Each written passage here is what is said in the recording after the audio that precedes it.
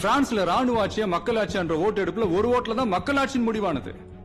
Hitler Nazi படையோட தலைவரானது ஒரு ஓட்டுல.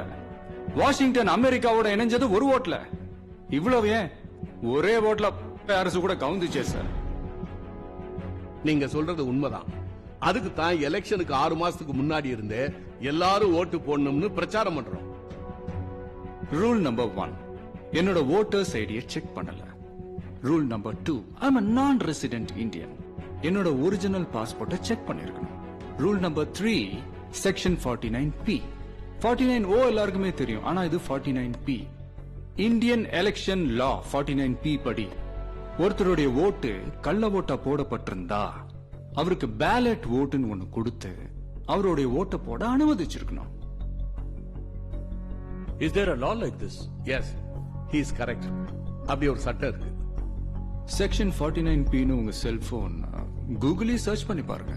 But இந்த மாதிரி 49P இருக்கிறது யாருக்குமே தெரியாது. நேத்து வரைக்கும் எனக்கும் தெரியாது மை லார்ட். 10 வருஷத்துக்கு முன்னாடி 49O யாருக்கும் தெரியாது.